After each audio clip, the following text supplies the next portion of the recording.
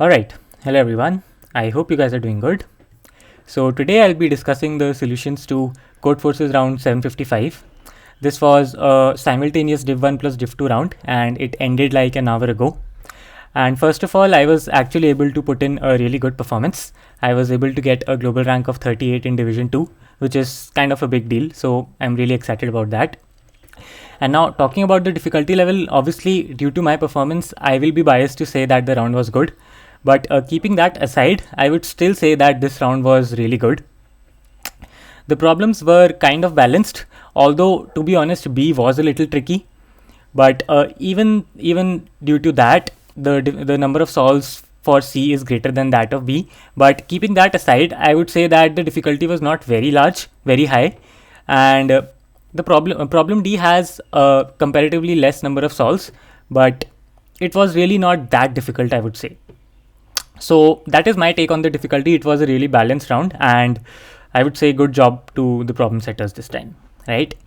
So yeah, let's start with the solution. Let's start with problem A, and let's see what it has to say.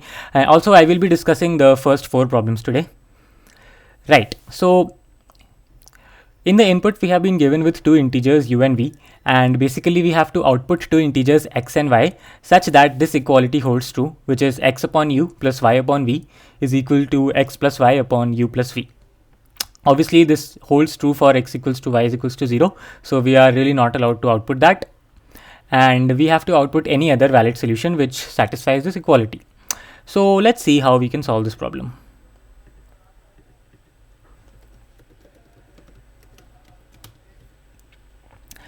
So the given equality states that we want to find 2 integers x and y such that x upon u plus y upon v is equal to x plus y upon u plus v. So if you try to simplify this left hand side by taking the LCM and try to simplify this equality, then what you're going to get is that this LHS is nothing but x into v plus y into u upon uv, and this RHS is just x plus y upon u plus v. Now after this, you can just cross multiply both sides and try to simplify stuff, and when you cross multiply, you will be left with a very nice looking equality, which is that x times v square plus y times u square, or maybe it's x times u square plus y times v square, I'm not really sure, is equals to 0.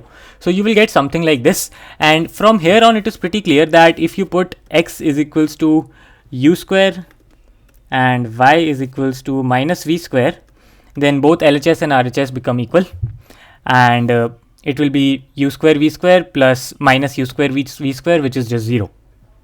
So yeah, this is a pretty straightforward solution. You just have to simplify, and then you will be left with this very neat equality which states that x into v square plus y into u square is equals to 0.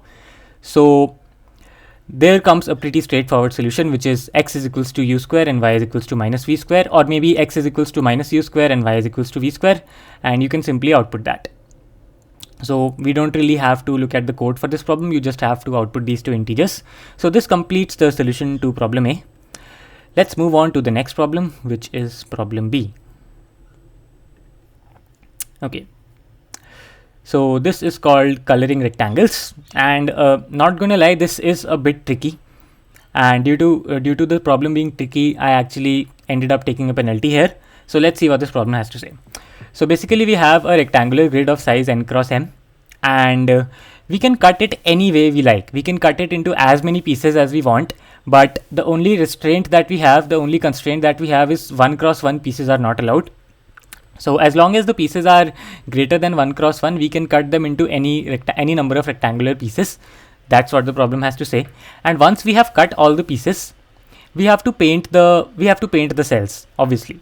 And as always, there are 2 colors, red and blue, and you have to paint some of the cells red and some of the cells blue. But the condition to be satisfied is that in the resulting grid that you have painted, the coloring should be such that the adjacent cells have different colors. So it should be a chessboard type of coloring where all the adjacent cells have different colors, and that is what you want to do after cutting the rectangle into various sub-rectangles. And once you have done that, you will paint them into red and blue, and finally you have to output what is the minimum number of cells that you have to paint blue. So you will paint all the cells either red or blue. So your answer is the minimum number of cells that you can paint blue and satisfy the condition that all the adjacent cells have different colors, and you have also cut the rectangles into as many sub-rectangles as you want, right? Okay, great. So let's try to make a very simple observation to solve this problem. So let's see what happens if the size of my if the number of cells in the grid which I have chosen is like something. So I will iterate on the size. So I'll do a case-wise analysis here. Case 1 is that number of cells in the current subgrid. Obviously, I am dividing my rectangle into various subgrids. So the number of cells in the current subgrid is equals to like 1. But that is not allowed. So I will go for 2. But if I have 2 cells, then obviously they have to be adjacent. So in the resulting sequence, I have to paint one cell blue and the other cell red, right? So the number of blue cells is 1 here out of 2, which is 50%, right? So if I do something like this, then I have to paint 50% of the cells blue and 50% red. And case 2 will be that the number of cells is 3. The number of cells in the subgrid is 3. So basically it's just a row having 3 cells, or maybe it is 3 columns and 1 row. In that case, what I can do is I can paint 1 cell blue and 2 cells red. So the number of blue cells is 1 by 3 here, which is 33%. Great. Now case 3 is I paint the number of cells which I take in the current subgrid is greater than 3. Now if that is the case, obviously I have to satisfy the condition that any 2 adjacent cells have different colors. So I have to paint like n by 2 cells. So let's say they are n cells. So I have to paint n by 2 cells red and n by 2 cells blue. Now again, one of them has to be floor and one of them has to be ceiling, but it doesn't really matter because approximately it is going to be 50%, right? So what I notice is that if I take more than 3 cells in a particular rectangle, then I will end up painting 50% of the cells to be blue. And if I take 2 cells, then again I will end up painting 50% of the cells to be blue. But I want to minimize the number of blue cells. So the best thing to do is to take just 3 cells in every rectangular subgrid which I am choosing. And using that, I can minimize the number of blue cells to 33%. So that is the entire solution. The solution is that the answer is the ceiling of n over 3, where n is the number of cells, which is in the problem n into m. So what I'm trying to do is I'm trying to take subrectangles of size 3 which have 3 cells, and in total I have n into m cells. So I will try to maximize the number of exact 3 cells which I can take. So I will try to maximize the number of groups of 3, and the number of groups of 3 would be the floor of nm by 3. But if there are certain cells left, then I can just take them out and add it to one of the groups. So that will increase my answer by 1. And hence the answer is always going to be n into m by 3 and sealed. So if n into m is divisible by 3, then the answer will be nm by 3. Otherwise it will be nm by 3 floored plus 1, which is what the ceiling function does. So let's have a quick look at the code here. I have a ceiling function predefined, which says that if a mod b is equals to 0, it will just return a by b. Otherwise, it will return a by b plus 1. And I take in n and m, and I just output n into m by 3. So yeah, that completes the solution for problem B. Let's move on to the next problem now, which is problem C. Okay. So yeah, this is an interesting one. So in this problem, we have been given 2 arrays, A and B, both have size of n. And essentially what we are doing is, in an operation, we take k indices of the array, k distinct indices. And out of these k indices, we increase all of them by 1 in the array A. So we are leaving B untouched and we are increasing every element by 1 in the array A. And finally, we are allowed to permute all the elements of the array A in any order that we want. And our goal is to tell whether it is possible to transform A into B in exactly one operation. So what we are going to do is we are going to take k arbitrary numbers from my array A and increase them by 1. And then I can permute the array A as desired by me. And finally, I have to tell whether I can make it equal to B or not. So that is the problem. Let's try to solve it. Again, it's not really difficult to see what's going on here. That is why this problem has even more solves than problem B. Okay. So let me try to rephrase the statement. So this statement obviously can be misleading because there are like many different steps, but actually what you want to do is something like this. So what you want to do is we want to match every element in A by exactly one element in B such that every element is matched with a unique element. Obviously, since there are n elements in both A and B, it is possible to do such a matching, but the condition is we are allowed to match only if. So let's say I am matching AI with BJ, then the condition through which I can match AI in BJ is either I am not changing AI, so that means AI is equal to BJ,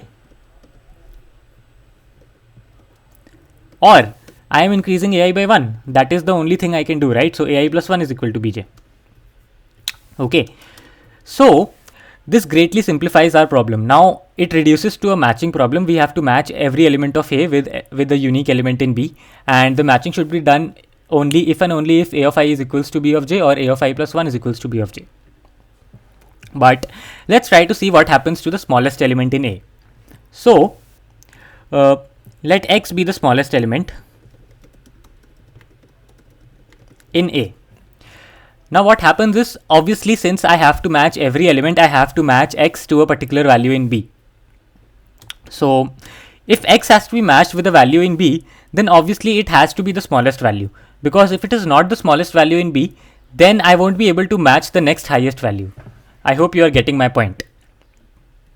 So the thing is, we have to match X with the smallest value in B, and that is because if we are matching X with a value which is not the smallest value in B, then I know that the smallest value of B will be left unmatched, because otherwise the smallest value in B will be unmatched. And this is the complete solution, because moving forward it's really easy to see what we are going to do.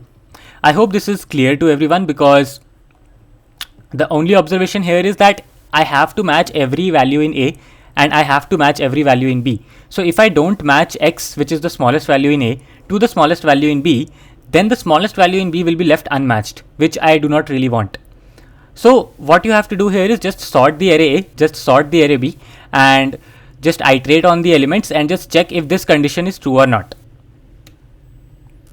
Because if this condition is true, then you can match these elements, otherwise you cannot match these elements.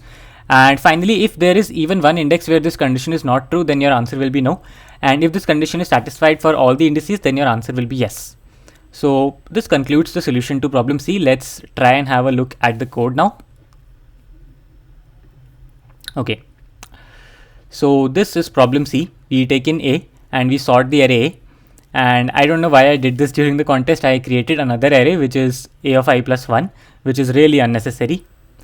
But anyways, now you take in B and then you sort B. And finally, for all the indices, just check if A of I is equals to B of I, or if A of I plus 1 is equals to B of I. If that is the case, then there is nothing wrong. But if that is not the case, then your answer will be no. So you can just break out of the loop. And finally, just output yes or no on the basis of the value of your Boolean variable. So yeah, that was it for problem C. Now it's time to move on to the last problem which I'll be discussing today. And this is the most challenging problem which I'll be discussing today. So let's start. So also this is an interactive problem, and if you don't have experience with solving interactive problems, I already have a video which is a complete guide to solving interactive problems, so you can check that out. I would link to it in the description. But right now let's focus on this one. So initially we have a sequence of length n such that a of I is equals to I. So we have an identity permutation of 1, 2, 3, 4 up till n. That is what we have. And what we do is we take three integers I, j, k, and essentially we do something. So what we are trying to do here is we divide the array into one segment, and then we divide that segment into two segments, and then we reverse those two segments separately. So formally speaking, what we are doing is we are taking three numbers I, j, k, where I is less than j is less than k, and also j is strictly greater than I plus 1. And then what we are doing is we are reversing the segment from I to j minus 1, and we are reversing the segment from j to k separately. And all the rest of the elements are remaining unchanged. So that is what we are doing. All that is done. And now what happens is you don't know which I, j and k have been taken, and you have to figure that out. So finally your answer has to be the value of I, j and k. But obviously you are allowed to ask some queries because this is an interactive problem. And let's see the nature of the queries. So in a query, you can give two integers to the interactor, L and R, and the interactor is going to tell you the number of inversions between L and R in your array. And inversion is basically defined as a pair ij such that I is less than j but a of I is greater than aj. So that is what an inversion is defined. It is a pretty standard term in comparative programming. So yeah, in a query you can just tell L and R to the interactor, and he will tell you the number of inversions in the subarray from L to R. And finally you can take at most 40 queries to find out what values of I, j and k were taken. Great. So this is the problem, and let's have a look at how we can solve this.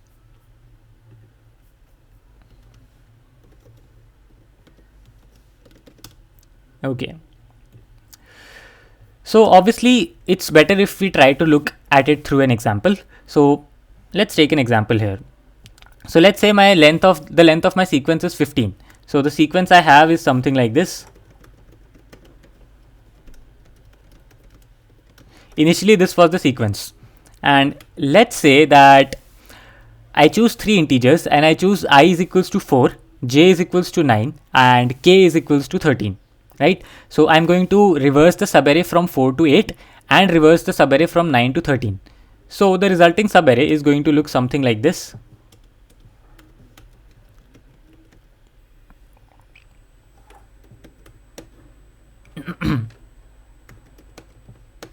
And then 13, then 12, then 11, then 10, then 9. And after that 14 and 15 remain unchanged, and so do 1, 2 and 3.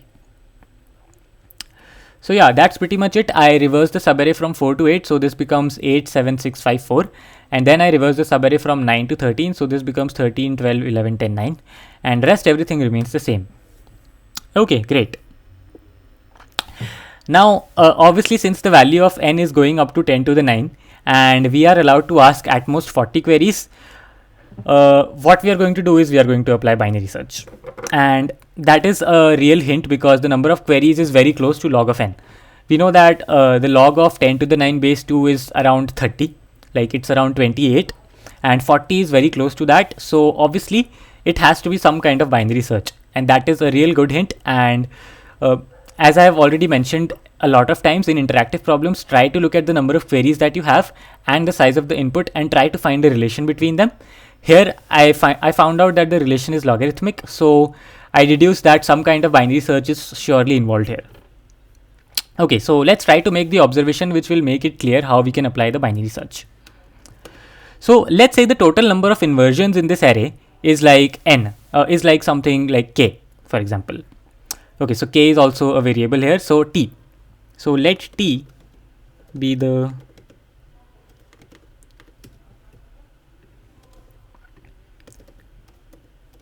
total number of variables, total number of inversions in the changed array. So we can obviously find out t by just using one query. So t can be found out by doing a query from 1 to n, right? We don't need to query for t again and again. We can just find out t by querying from 1 to n. Okay, great. So here, as you can see that I took I is equals to 4 and I took j is equals to 9 and I took k is equals to 13. So if I query from 1 to 15, before that, let's try to find out what is the total number of inversions. So that can be found out by querying from 1 to 15. So as you can notice in this subarray from 8 to 13, there are like 10 inversions because this every pair from these two numbers will be an inversion because we have reversed them and every number to the left is greater than the number to the right. So if we choose any two numbers in this subinterval, it will be an inversion. Similarly, if you choose any number in this subinterval, it will also be an inversion.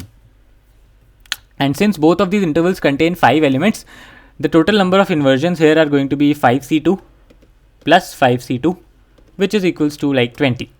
So this can be easily found out using one query from 1 to n. Great. So we have t inversions. But what if I query from 1 to n minus 1? What is the value of query in 1 to n minus 1? Well, it is nothing but 20 because the only inversions which I am getting are from this interval. From I to k. This 9 is also included here. So the crucial observation here is that all the elements which are unchanged do not contribute to any inversion because they are already sorted, and sorted elements do not contribute to inversions.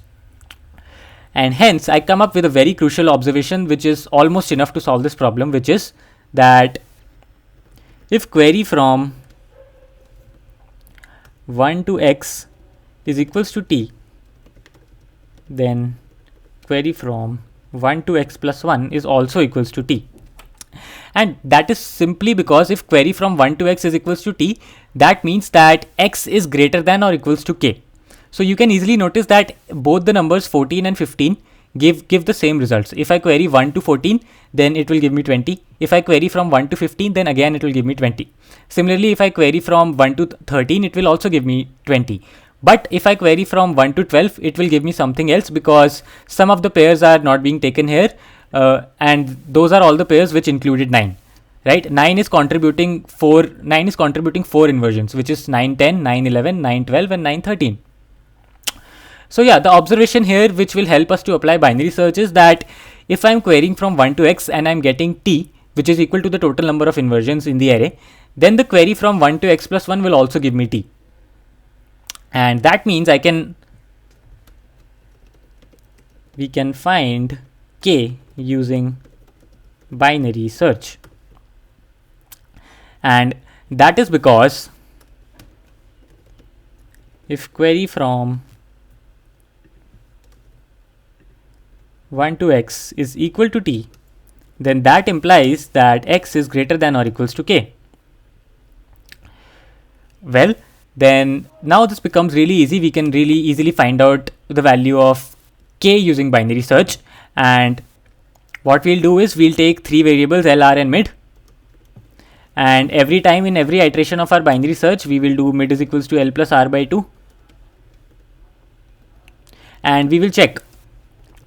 And what we are going to check is if query from 1 to mid is equal to t, which is the total number of inversions in the array, then obviously I know that the value of k is less than or equals to mid. So I can do R is equals to mid. But if that is not the case, then I know that the value of k is greater than or equals to mid. So I will do L is equals to mid. And just by using this, when the binary search will terminate, one of my variables, either L or R, according to my implementation, will hold the value of k. So now I will assume that I know the value of k. Okay. So we have solved 50% of the problem. Actually, we have solved 1/3 of the problem. We have successfully found out k, and we have used 1 plus log n queries. So we have used 1 plus log n queries, which is roughly around 29 queries. Now we still have 11 queries left, and it turns out we don't really need to apply more than 4 queries to find it out. And let's see what we'll do here. So one thing if you notice pretty clearly is that if you query from 1 to 12 in this example array, if you query from 1 to 13, then you are taking into account all the inversions which are getting introduced by 9 and also by 10, 11, 12, etc. But if you query from 1 to 12, then also all the inversions that were previously taken into account were there, but the inversions which included 9 are the only ones which are not counted, right? So what I'm trying to say is, in query of k minus 1, here k is equals to 13, so k minus 1 will be 12. So in the query of 12, only those inversions which were introduced due to a of k are not being counted. Rest all the inversions are being counted. That is pretty obvious. And so it turns out that we can pretty easily determine what is the total number of inversions like that. So if I take the difference in the total number of inversions in query from 1 to k and query from 1 to k minus 1, that will give me the number of inversions introduced by a of k. So what I can say is, number of inversions introduced by a of k is equal to query from 1 to k minus query from 1 to k minus 1. So now I know that a of k is contributing these many inversions, but the funny part here is that this is all I need to solve this problem, because let's see if in this example this was the subarray which was getting reversed, right? Actually these are the two subarrays which are getting reversed, but if I'm trying to find out j, I'm just focused on the second subarray, which is this.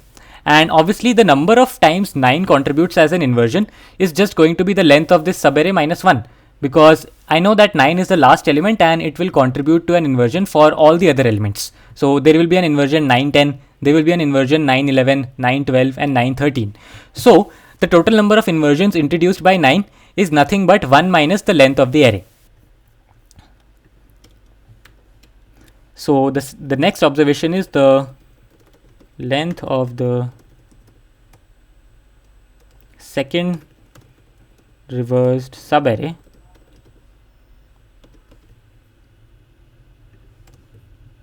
so let this number be like num or maybe diff. So I know that the length of the second reverse subarray is nothing but 1 plus diff. And it turns out that this is all I need to solve this problem, because once I know the length of the subarray, I will actually be able to figure out j, right? So it turns out that j is equals to nothing but k minus diff. Here you can see that the number of inversions contributed by 9 is 4, and j is equals to 9 and k is equals to 13, and it is pretty evident that j is equals to k minus 4. So we can just take we can just make two queries, which is from 1 to k and from 1 to k minus 1, and take their difference and subtract that difference from k, which we have found out using binary search, and that would be j. And now once we have j, we can do something which is exactly the same, because our second subarray starts at j minus 1, and so we can take the difference in query from 1 to j and query from 1 to j minus 1 and subtract them from j minus 1. That will be the value of I. So I know that my first subarray, which I am reversing, is ending at j minus 1. So let diff is equals to query from 1 to j minus 1 minus query from 1 to j minus 2. Then we can simply say that I is equals to j minus 1 minus diff, which is exactly the same process which I am applying to find out j. I can use the same process to apply j to find out I. So yeah, that is pretty much it. The main observation was that the number of inversions contributed by the last element is just the length of the array minus 1, and using that it becomes pretty easy. So yeah, that was the solution for problem B. Problem D, you first use binary search to figure out what is the value of k, and once you have figured out k, you can just do 4 more queries, and using those queries you will be able to figure out j and I. And that is it. Let's have a quick look at the code. Alright, so First of all, I have a separate query function which I always recommend when you are solving a query function, when you are solving an interactive problem, because that just makes your code look really clean. So initially I just find out what is the total number of inversions by querying from 1 to n. That can be found out using a single query. And now I do a binary search, and the invariant in my binary search is that L is always less than K and R is greater than or equals to K. And I know that K should be strictly greater than 1 because otherwise I won't be able to divide into 3 subsegments, right? So I can initialize L by 1 and R by n. And finally, if the query from 1 to mid is equal to the total number of elements in the array, then I know that the value of K is less than or equals to mid, so I can do R is equal to mid. Otherwise, I can do L is equal to mid. Finally, the variable R will store the value of K. So x3 is denoting K. So I will assign x3 to R. Now I have the value of K with me. Now I will calculate diff as the difference between querying from 1 to x3 and the querying from 1 to x3 minus 1. And simply j will be just x3 minus diff. And finally, if j is equals to 2, then obviously I has to be 1. But otherwise, I will just say that the difference from query of 1 comma x2 minus 1 and the query of 1 comma x2 minus 2 can be subtracted from x2 minus 1, and that would give me the value of I. So I will be x2 minus 1 minus diff. So yeah, finally I can just output x1, x2, x3 and get done. So this completes the solution to problem D. I hope you were able to learn something new, and I hope you were able to get some perspective on how to implement binary search while solving interactive problems. So yeah, that is it for today. I won't be discussing any more problems. So I will see you in the next video. Thank you so much for watching.